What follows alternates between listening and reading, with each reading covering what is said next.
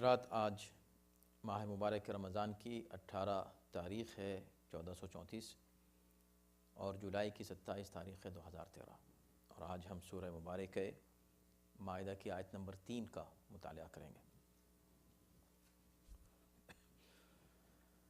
اعوذ باللہ من الشیطان الرجیم، بسم اللہ الرحمن الرحیم، الحمد للہ رب العالمین، والصلاة والسلام علی سیدنا و نبینا و مولانا ابی القاسم محمد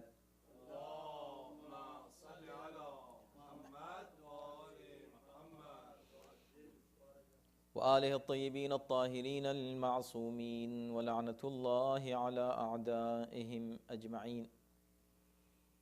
من الآن إلى يوم الدين، أما بعد فقد قال الله في كتابه الكريم، بسم الله الرحمن الرحيم، حرمت عليكم الميتة والدم ولحم الخنزير وما أهل لغير الله به والمنخنقة والموقوذة والمتردية والنطيحة وما أكل السبع إلا ما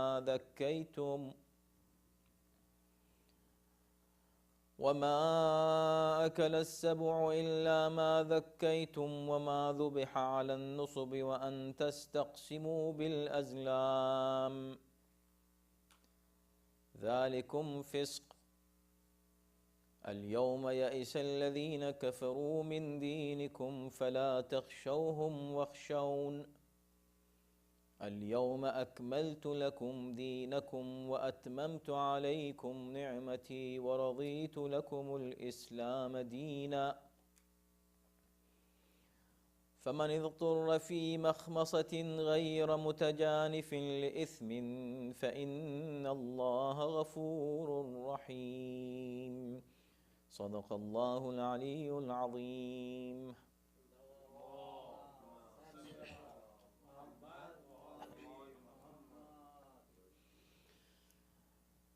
تم پر حرام کر دیا گیا ہے مردار، خون، سور کا گوشت، اور جس پر اللہ کے علاوہ کسی اور کا نام لیا گیا ہو،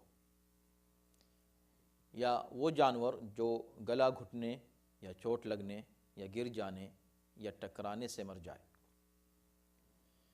یا وہ جانور جس کو درندے پھاڑ کھائیں علاوہ اس کے جسے تم مرنے سے پہلے ذبح کر لو، اور وہ جانور بھی جن کو بتوں کے نام پر ذبح کیا جائے، اور یہ بھی حرام ہے کہ تم جوئے سے قسمت آزمائی کرو۔ یہ سب کھلم کھلا گناہ کے کام ہیں۔ آج کافر تمہارے دین سے مایوس ہو گئے، لہذا تم ان سے نہ ڈرو اور صرف مجھ سے ڈرتے رہو۔ آج میں نے تمہارے لیے تمہارا دین مکمل کر دیا، اور میں نے تم پر اپنی نعمتیں تمام کر دیں، اور تمہارے لیے اسلام کو بطور دین پسند کر لیا۔ اب جو بھوک سے مجبور ہو جائے، بشرط کہ گناہ کی طرف مائل نہ ہو، تو اللہ معاف کرنے والا مہربان ہے۔ حضرات، یہ بہت اہم آیہ کریمہ ہے، سورہ مائدہ کی آیت نمبر 3۔ یوں تو قرآن مجید کی ہر آیت بہت عظیم ہے اور بہت اہم ہے، لیکن اس آیت کی اہمیت اس اعتبار سے ہے کہ اس کے ضمن میں ایک ٹکڑا ہے آیت کا جو الیوم سے سٹارٹ ہوتا ہے، بلکہ دو ٹکڑے ہیں جو الیوم سے سٹارٹ ہوتے ہیں۔ بہرکیف ہم اس پر بھی گفتگو کریں گے۔ آیت شروع ہوتی ہے حرمت علیکم سے، حرمت علیکم المیتہ، تمہارے لیے حرام کر دی گئی ہیں یہ چند چیزیں۔ آپ کو یاد ہوگا کہ اس سے پہلے پہلی آیت میں یہ کہا گیا تھا کہ یا ایھا الذین آمنوا اوفوا بالعقود احلت لکم بہیمۃ الانعام، تمہارے لیے تمام چوپائے حلال کر دیے گئے ہیں، الا ما یتلی علیکم، علاوہ ان کے جن کا ابھی ذکر آئے گا. تو جن کا ذکر آئے گا یہ ذکر آ گیا ان کا. اب یہاں وہ تفصیل پیش کی جا رہی جس کا وعدہ پہلی آیت میں کیا گیا تھا. حرمت علیکم المیتہ، 4 چیزوں کا ذکر کیا جا رہا ہے یہاں پر.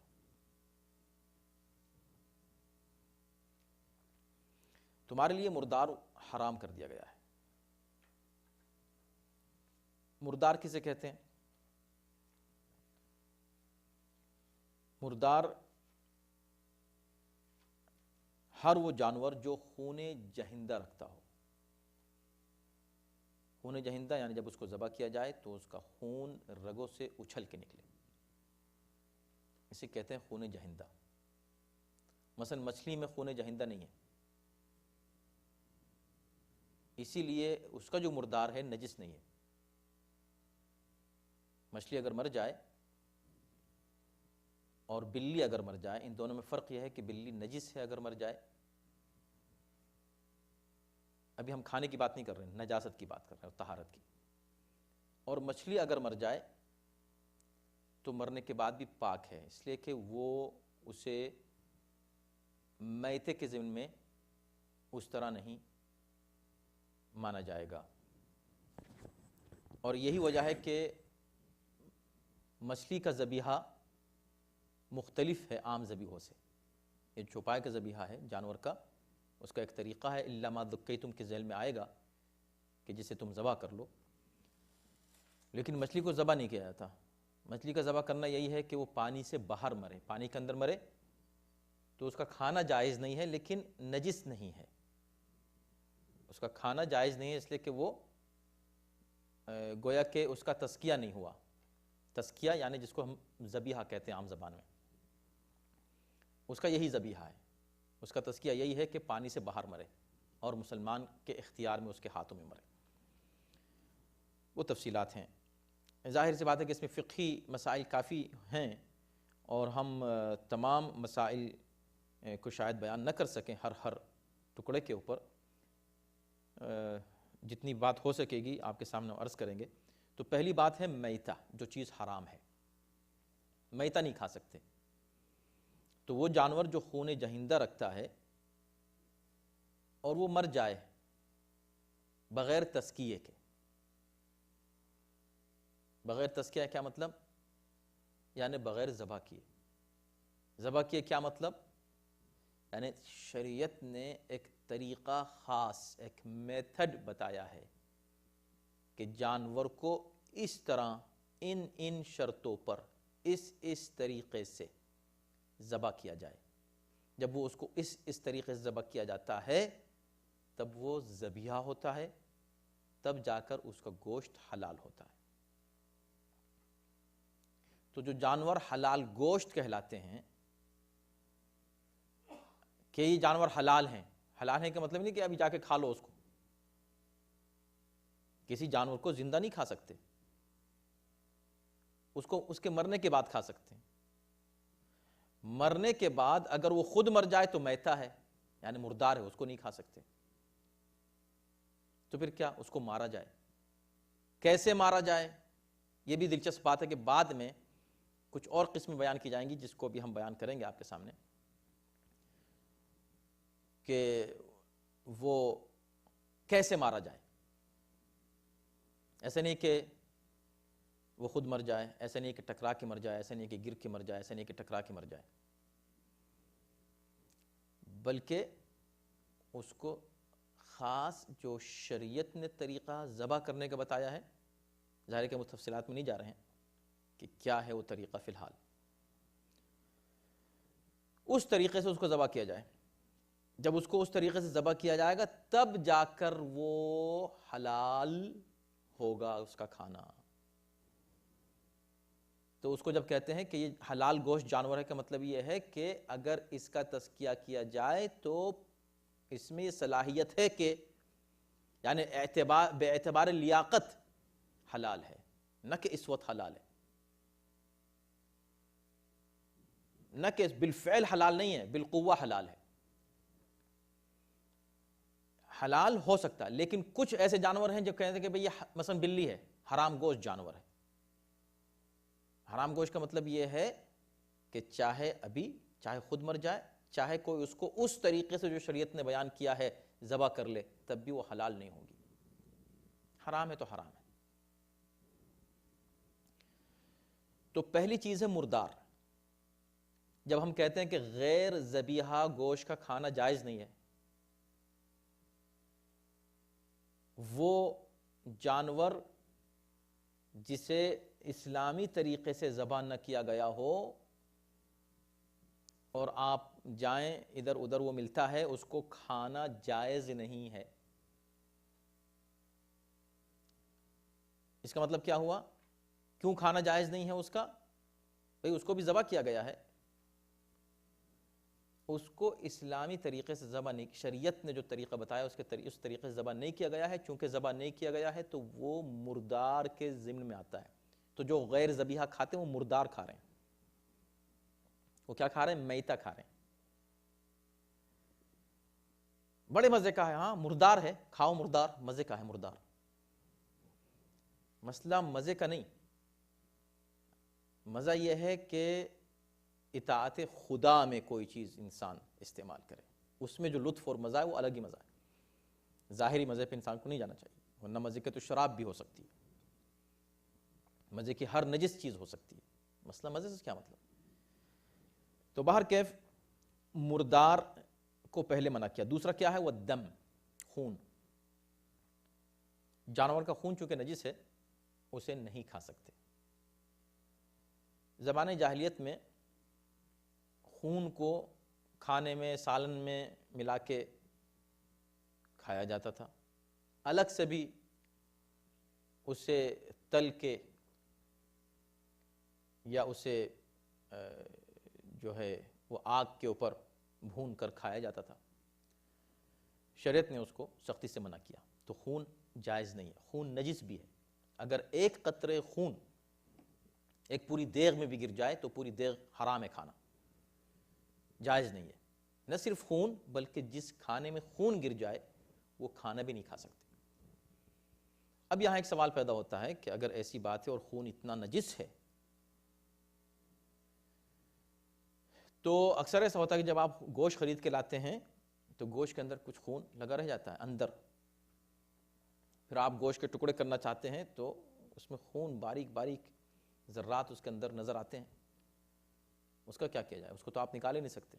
اور کبھی ایسا ہوتا ہے کہ جس وقت آپ پکا رہے ہوتے ہیں تب اس میں سے خون چھوٹتا ہے باہر، تو پھر تو پکا ہی نہیں سکتے، کھا ہی نہیں سکتے اس کو۔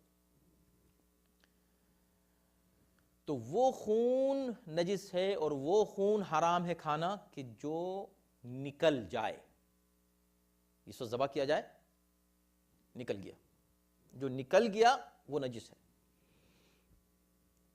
اسی وجہ سے جو ذبیحے کا جو فلسفہ ہے نا، سائنٹیفک اعتبار سے بھی بہترین طریقہ اور سیفسٹ، موسٹ سیکیور طریقہ اینڈ سیف طریقہ کیا ہے کہ جانور کو ذبح کیا جائے، اس لیے کہ خون میں جو جراثیم ہوتے ہیں وہ بہت نقصان دہ ہوتے ہیں انسانی صحت کے لیے۔ یہی وجہ ہے کہ خون عام طور پہ نہیں کھایا جاتا، آپ نے نہیں سنا ہوگا، الا کہ کبھی کہیں یا کسی قوم میں اگر کھایا جائے تو الگ بات ہے، لیکن عمومی طور پر اس کو ایز اے ڈش نہیں مانا جاتا خون کو، کیونکہ خون میں گندگی مانی جاتی ہے جس کو نجاست ہم کہتے ہیں، اور اس میں اس طرح کے جراثیم ہوتے ہیں، تمام امراض اسی کے اندر ہوتے ہیں۔ جو خون، یہی وجہ ہے کہ جھٹکا یا وہ جو گر کے مر جائے یا وہ جو ٹکرا کے مر جائے، جس کی تفصیل اس آیت میں پیش کی گئی ہے، وہ سارے طریقے وہ جانور کے وہ ہیں کہ جس میں ان کا خون نکلتا نہیں، جسم میں رہ جاتا ہے کہیں نہ کہیں، وہ خون جو نکل جانا چاہیے وہ رہ جاتا ہے، پھر جب اس گوشت کو کھایا جاتا ہے تو وہ گوشت نقصان دہ ہے۔ ذبیحے سے کیا ہوتا ہے؟ جن رگوں کو کاٹنے کا شریعت نے حکم دیا اور جس طریقے سے حکم دیا ہے اس طریقے سے جب کاٹا جائے اور خون نکل جائے، بہہ جائے جسم سے پورا، تو یہ وہ خون بہہ گیا کہ جس میں کسی طرح کے بھی جراثیم ہو سکتے تھے اور نقصان دہ تھا، وہ نجس ہے، جو خون رہ گیا ذبیحے کے بعد جسم کے اندر رہ گیا، نیچرلی ٹھہر گیا اندر، وہ خون پاک بھی ہے اور اس کے کھانے میں کوئی حرمت بھی نہیں ہے، کیونکہ یہ اس خون کی کیٹیگری سے نکل گیا جو حرام تھا۔ لہٰذا اب جو گوشت میں خون لگا رہ جاتا ہے وہ خون صحیح ہے، اس میں کوئی پریشانی کی بات نہیں ہے، مگر شرط یہی ہے کہ صحیح طریقے سے ذبح کیا جائے۔ یہی وجہ ہے کہ صرف ذبیحہ گوشت آپ لیجئے۔ آج کل لوگوں نے دو اصطلاحیں بنا لی ہیں، حلال اور ذبیحہ۔ قسم کھا لیتے ہیں حلال ہے، گوشت حلال ہے، یعنی ان کے تصور میں کہ حلال جانور کا گوشت ہے، اور ہم ابھی عرض کر چکے ہیں کہ حلال جانور کا گوشت بھی حلال نہیں ہوتا جب تک ذبح نہ کیا جائے۔ لیکن پھر بھی احتیاطاً آپ پوچھ لیں کہ بھئی ٹھیک ہے تم کہہ رہے ہو حلال ہے، وہ قسم کھا رہا ہے کہ ہاں حلال ہے، یعنی مرغی حلال ہے، مرغی حلال ہے، حلال ہے، یعنی اس کا کہنے کا مطلب یہ ہے کہ سور کا گوشت نہیں ہے، یہ جو ہے حلال جانور کا گوشت ہے۔ بھئی یہ ٹھیک ہے تمہاری نظر میں حلال جانور کا گوشت ہے، مگر حلال بھی ہے کہ نہیں کھانا اس کا؟ صحیح طریقے سے ذبح کیا گیا ہے کہ نہیں ہے؟ تو خون دوسری چیز ہے کہ جس کا کھانا جائز نہیں ہے۔ تیسری چیز جس کا ذکر کیا ہے یہاں وہ لحم الخنزیر، اور خنزیر کا گوشت، یہ بھی حرام ہے۔ اب ظاہر ہے کہ کھانے کے معاملے میں کافی تفصیل بیان کر دی ہے شریعت نے، قرآن جہاں کے اجمال سے بات کرتا ہے، یعنی آپ کے لیے نماز کی تفصیلات نہیں ہیں قرآن میں، رکوع کیسے کرو، سجدہ کیسے کرو، بلکہ اس کے ارکان کا ذکر بھی نہیں ہے، صرف بس نماز پڑھو جاؤ۔ تو یہاں نہیں کہا کہ حرام گوشت سے بچو اور بس، نہیں، کیا کیا چیز، کتنی تفصیل بیان کی، کتنی اہمیت ہے کھانے کے تعلق سے احتیاط کی۔ تو کہا کہ سور کا گوشت، یہ نہیں کہا کہ گوشت، یا نہیں کہا کہ سور، یہ نہیں کہا کہ سور حرام ہے تمہارے لیے، نہیں، سور کا گوشت حرام ہے۔ کیا مطلب ہے اس کا؟ یعنی کہیں ایسا نہ ہو کہ لوگ سور کو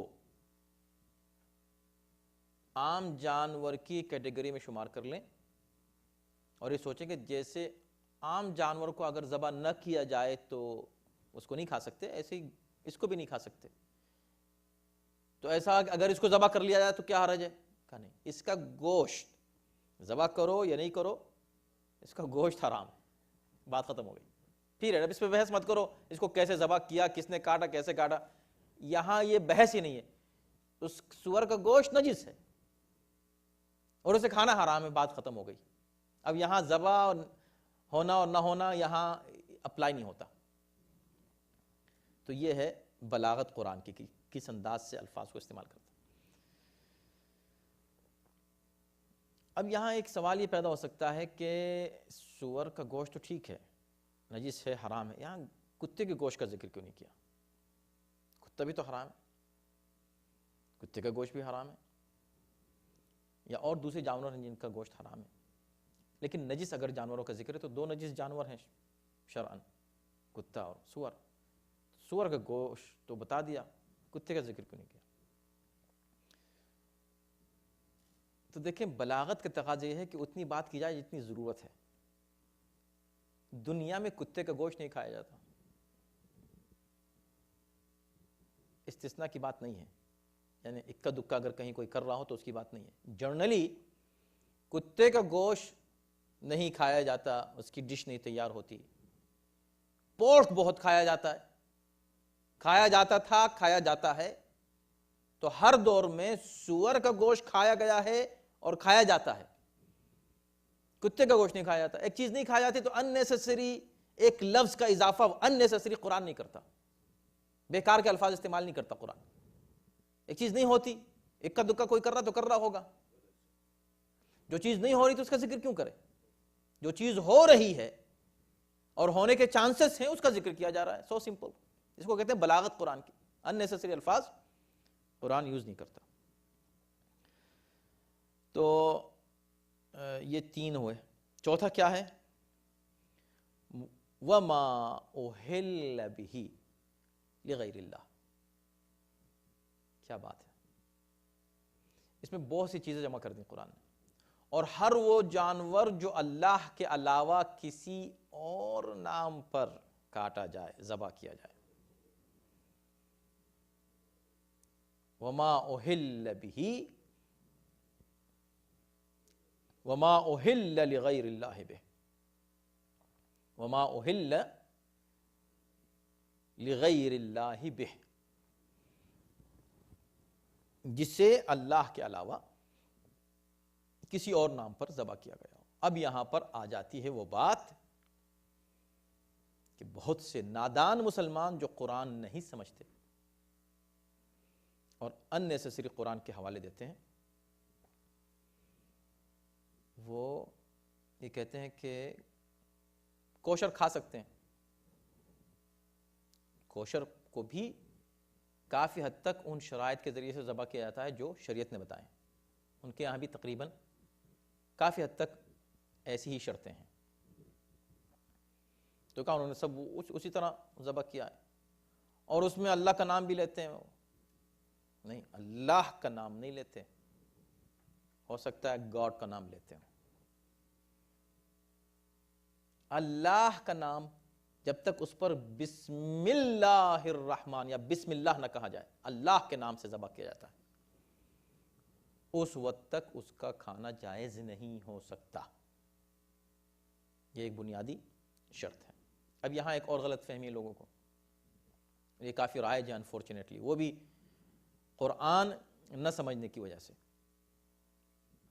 کہ ٹھیک ہے قرآن یہ کہہ رہا ہے کہ جس پر اللہ کا نام نہ لیا جائے اسے تم نہیں کھا سکتے. تو ہم نے کہیں سے بھی گوشت خریدا، چاہے جیسا بھی ہو، اس کو گھر لائے، اس پہ پڑھ لیا ہم نے بسم اللہ الرحمن الرحیم اور کھا لیا. بسم اللہ پڑھو کھا لو، آپ نے سنا ہوگا کافی یہ چل رہا ہے، اور اس کے اوپر فتوے بھی آئے ہوئے ہیں. ایسے نہیں کہ عوام کر رہے ہیں، یہ نہیں، علماء نے اس کے اوپر فتوے دیے ہیں، اور یہی کہہ کے دیے کہ بھئی قرآن یہ کہہ رہا ہے کہ لا تاکلوا مما لم یذکر اسم اللہ علیہ. دوسری جگہ جو کہا ہے وہ نہ کھاؤ کہ جس پر اللہ کا نام نہ لیا گیا ہو. ایسے یہاں پر کہا جا رہا ہے کہ وہ نہ کھاؤ جو اللہ کے علاوہ کسی اور نام کے لیے پر، جس پر اللہ کے علاوہ کسی اور کا نام لیا گیا ہو. تو ہم اس کو لیتے ہیں، گوشت پر اللہ کا نام لے لیا، ہو گیا حلال، کھا لو. مگر یہ اس بات کو بھول جاتے ہیں کہ اولا لم یذکر ماضی میں ہے، لم یذکر اسم اللہ علیہ، پہلے اس کا نام نہ لیا گیا، نہ کہ اب پاسٹ میں. اسی طرح یہاں پر وما اہل لغیر اللہ بہ، جسے ذبح کیا گیا ہو اللہ کے نام کے علاوہ، اس وقت، نہ کہ اس وقت جب تم کھا رہے ہو. یہ حکم نہیں ہے کہ تم کھاتے وقت اللہ کا نام لو، ورنہ سیدھے سیدھے ہوتا کہ وہ نہ کھاؤ جس پر تم اللہ کا نام نہ لو. نہیں، نہ لیا گیا ہو ان دا پاسٹ، سمپل سی بات ہے. دوسری بات ہے کہ الا ما ذکیتم، الا ما ذکیتم، ابھی جو آئے گا اسی میں، ہر جانور حرام ہے علاوہ اس کے جس کو تم ذبح کر لو. ابھی ہم وہاں پر آئیں گے. تو ان سب باتوں سے یہ ثابت ہوتا ہے کہ یہ قطعاً غلط تصور ہے کہ بسم اللہ کر کے کھا لو اور گوشت حلال ہو جاتا. قطعاً حرام ہے، جائز نہیں ہے، مردار ہے جو لوگ کھا رہے ہیں اس طرح. کوئی مردار بسم اللہ کرنے سے ذبیحہ نہیں ہو جاتا. وما اہل بہ لغیر اللہ، اللہ کے علاوہ کسی نام پر اس کو ذبح نہ کیا جائے. اب یہاں ایک اور فہرست بیان کی قرآن نے اس آیت، والمنخنقۃ، اور وہ جانور بھی نہیں کھا سکتے تم کہ جس کا گلا گھوٹ کر مارا جائے. ایک طریقہ رائج تھا اس زمانے میں کہ دو لکڑیوں کے بیچ میں اس کی گردن پھنسا دیتے تھے اور وہ تڑپ تڑپ کے اس طرح مر جاتا تھا، گلا گھٹ گیا اس کا. یا رسی اس کے گلے میں گھوٹی، اس کے گلے میں ڈالی اور پھندا لگایا اور اسے کھینچتے گئے یہاں تک کہ اس کا گلا گھٹا اور وہ مر گیا. اس طرح کا جانور جس کا گلا گھوٹ کے مارا جائے نہیں کھا سکتے، جائز نہیں ہے۔ والموقوذۃ، وہ جانور جس کو اتنا مارا جائے زدوکوب کیا جائے کہ وہ چوٹ سے مر جائے، اتنی چوٹ اس کو لگے، اتنا آپ اس کو ماریں، مثلا لکڑی سے مارے جا رہے ہیں یہاں تک کہ وہ مر گیا، جائز نہیں ہے۔ یہ دو طریقے جائز کیوں نہیں ہیں؟ ایک تو وہ ہے کہ جو سب پر اپلائی ہوتا ہے، جو بعد کا ذکر آئے گا، اور ایک طریقہ، ایک ریزن اس کا خاص ہے ان دونوں کے لیے، کہ یہ ظالمانہ طریقہ ہے۔ یہ ظالمانہ جو ہے طریقہ ہے، جو جائز نہیں ہے، اس لیے کہ اسلام جانور پر بھی ٹارچر کو جائز نہیں کرتا، unnecessary آپ اس کو ٹارچر دیں، اور ذبیحے میں کم سے کم ٹارچر ہوتا ہے اس کو، اس میں زیادہ سے زیادہ ٹارچر ہوتا ہے، جو ہے گلا گھٹنے میں بھی، اور اس کو مار رہے ہیں unnecessary، مارے جا رہے ہیں تک کہ وہ مر رہا ہے، حرام ہے اس کو اذیت دینا۔ تیسری چیز جو ہے والمتردیۃ، جو کسی بلندی سے گر کر مر جائے، جیسے پہاڑ سے گر کے کچھ جانور گر گئے، پہاڑ کی بلندی سے گر گیا مر گیا، کنویں میں گر گیا مر گیا جانور، گرنے سے جو جانور مر جائے اس کو بھی نہیں کھا سکتے۔ والنطیحہ، جانور جب آپس میں لڑتے ہیں، ایک دوسرے سے ٹکراتے ہیں، اس سے بھی کچھ جانور مر جاتے ہیں، یا ایک کا سینگ دوسرے کو لگ گیا اس سے وہ مر گئے، اس جانور کو بھی نہیں کھا سکتے۔ وما اکل السبع، وما اکل السبع، اور جسے درندے کھا لیں، درندے نے کسی جانور کو پکڑا، آدھا کھا لیا آدھا بچ گیا وہ جانور، اس کو بھی نہیں کھا سکتے۔ یہ تین اور پہلے دو، پانچ یہ جو ہیں، ان کا ایک اور ریزن ہے حرام ہونے کا، وہ ریزن وہی ہے جو ہم ابھی ذبیحے کے فلسفے میں پیش کر چکے، جبکہ ہم نے تفصیلی فلسفہ اس کا پیش نہیں کیا ذبیحہ کا۔ بھی موقع ملا تو شاید عرض کریں گے، لیکن ابھی ہم چونکہ تسلسل سے چل رہے ہیں گفتگو بات اپنی لے کر، تو ایک سبب یہ ہے کہ ان پانچوں طریقوں سے مرنے والے جانور کا خون ان کے جسم میں رہ جاتا ہے، اور وہ انسانی صحت کے لیے بھی نقصان دہ ہے سائنٹیفکلی، ایسا جانور ابھی ہم اس سے پہلے عرض کر چکے ہیں، جب تک خون نہ نکلے تیزی کے ساتھ جسم سے تو جراثیم باقی رہ جاتے ہیں، اس طرح مرنے والے جانور مردار ہیں اور ان کا کھانا جائز نہیں ہے۔ اب یہاں جو بات کہی، یہ پانچ اس لیے ذکر کیے، ان کی ضرورت نہیں تھی، اس لیے کہ یہ پانچوں جو ہے نا مردار کے ضمن، میتہ کے ضمن میں آ جاتے ہیں، جو شروع میں ایک ذکر کرنا کہ بھئی میتہ حرام ہے، مردار حرام ہے، تو یہ پانچوں مردار ہیں۔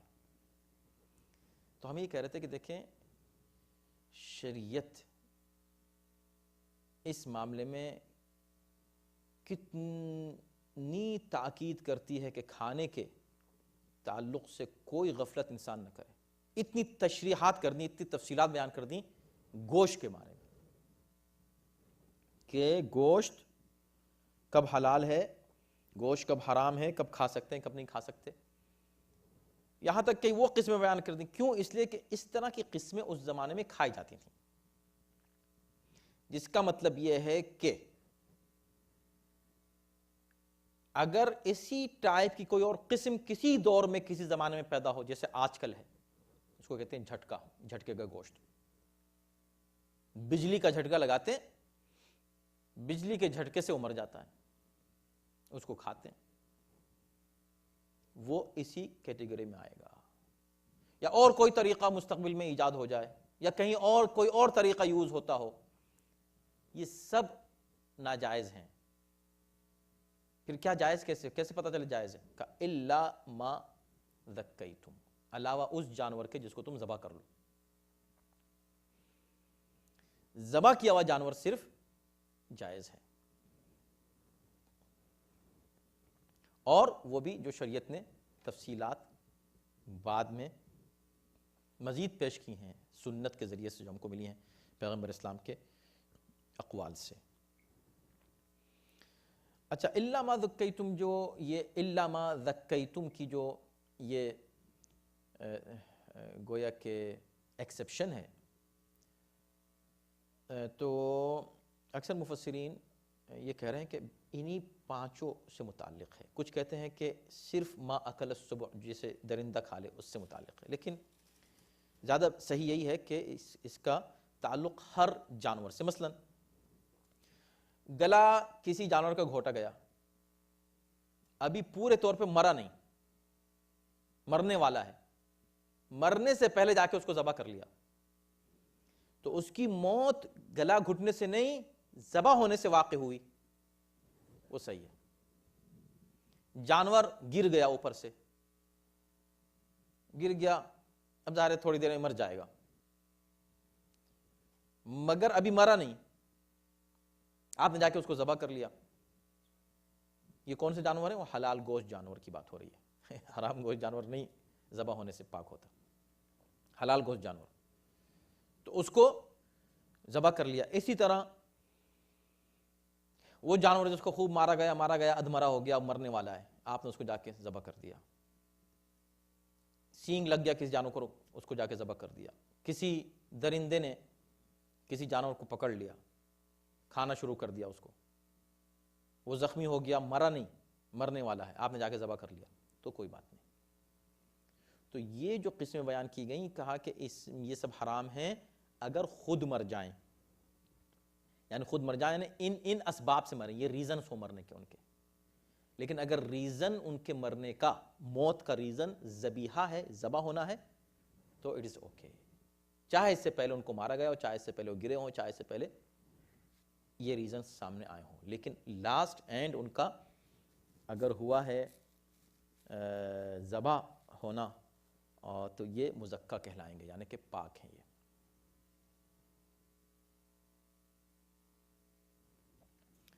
اب اس کے بعد پھر ایک اور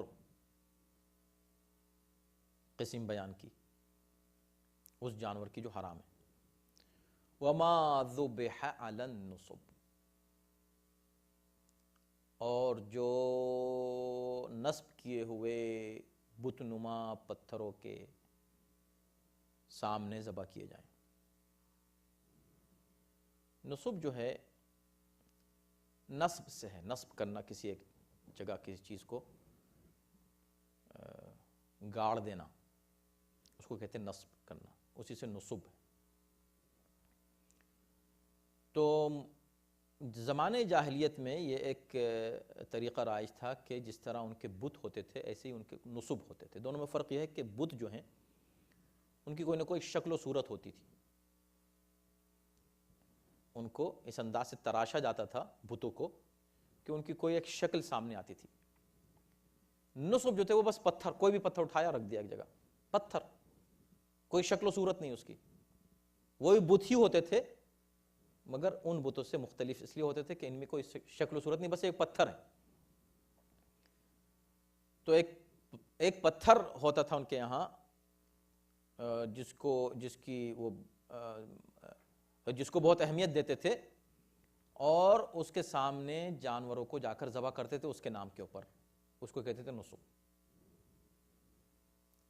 ایسا جانور کہ جو ایسی جگہ ذبح کیا جائے وہ جائز نہیں۔ ظاہر ہے کہ یہ اسی کیٹیگری میں آئے گا کہ جو اللہ کا نام لیے بغیر جس پر ذبح کیا جائے، لیکن پھر بھی اس کی تشریح دوبارہ کر دی گئی، جیسے اس سے پہلے میتہ کی تشریح مزید کی گئی، ایسے ہی یہاں پر تشریح کی جا رہی ہے وما اہل لغیر اللہ بہ۔ یہ تقریباً اسی ضمن میں آتا ہے کہ چونکہ ہو سکتا ہے کہ وہاں پر جب ذبح کیا جا رہا ہے اس پر کسی کا نام نہیں لیا یا اللہ ہی کا نام لیا مثلا، مگر ذبح کیا بتوں کے نام پر یا بتوں کے لیے یا کسی اور کے لیے، تو جائز نہیں ہے۔ وَأَن تَسْتَقْسِمُوا بِالْأَزْلَامِ،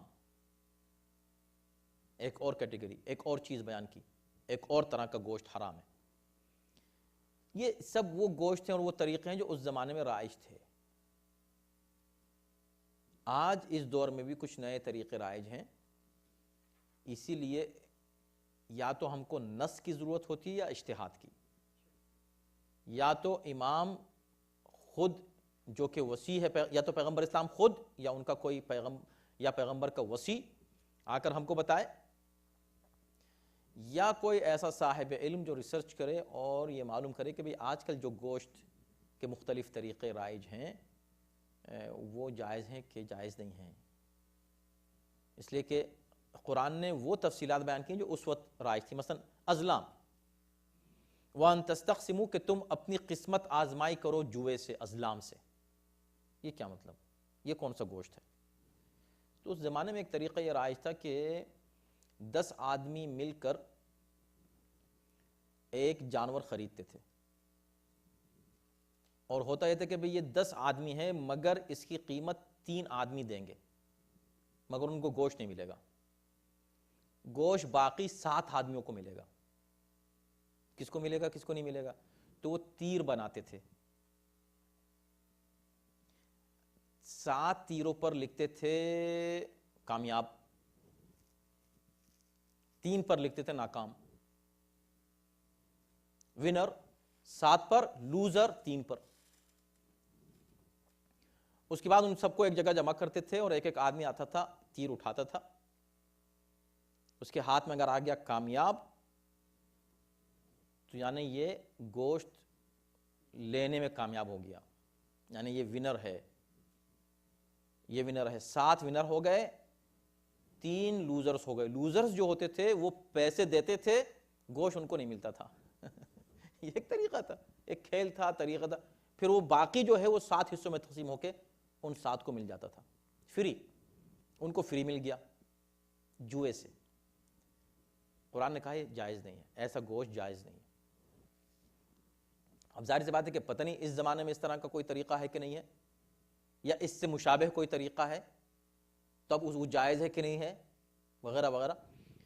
اس کا تعلق اجتہاد سے ہے. یہاں پر ایک مجتہد اپنی رائے نہیں دیتا، یہی قرآن کا مطالعہ کرے گا، تفصیلات میں جائے گا، احادیث کا مطالعہ کرے گا، اور اس کے بعد پھر وہ فیصلہ کرے گا کہ اس دور میں کوئی چیز اگر ایسی رائج ہے جس کا ذکر قرآن نے نہیں کیا تو کیا وہ جائز ہے یا نہیں ہے.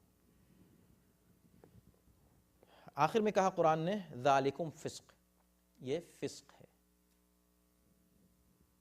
فسق یعنی گناہ، مگر ہر گناہ فسق نہیں ہے. فسق اس گناہ کو کہتے ہیں جو کھلم کھلا انسان انجام دے، اس لیے اسے فاسق کہا جاتا ہے، جو کھل کے کوئی گناہ انجام دے، بالکل بے حیائی کے ساتھ، بالکل بے دینی کا مظاہرہ کر کے، بالکل بے خوفی کے ساتھ کوئی شخص گناہ کر رہا ہے. گناہ ہے انسان شرمندگی کے ساتھ کر رہا ہے، خاموشی سے کر رہا ہے، اس کے اور خدا کے درمیان میں ہے، یہ ایک گناہ ہے. ایک گناہ ہے نہیں، وہ کھلم کھلا کر رہا ہے، وہ فسق ہے.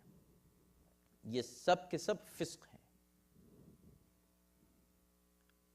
اب ٹائم تمام ہو رہا ہے آج، اور ایک دلچسپ نکتہ آپ کے سامنے پیش کر کے آج کی گفتگو ہم تمام کریں گے، اور یہیں سے انشاءاللہ کل جو ہے نیکسٹ ویک انشاءاللہ اسی آیت پر گفتگو ہوگی. کیوں؟ اس لیے کہ ایک بہت اہم پہلو یہاں آ رہا ہے. اب جیسے کہ ذالکم فسق، دیکھو یہ سارے گوشت جو ہیں حرام ہیں اور یہ فسق ہے ان کا کھانا. آج کافر تمہارے دین سے مایوس ہو گئے، آج ہم نے دین تمہارے لیے مکمل کر دیا. اب یہ کیا مطلب، یہ دین مکمل کر دیا؟ تو لوگوں نے کہا کہ اس سے مراد یہ گوشت ہے، یہ گوشت ہے. اور آپ کو بڑا مزہ آئے گا جب آپ مفسرین کے بیانات اس پر سنیں گے، وہ ہم انشاءاللہ عرض کریں گے.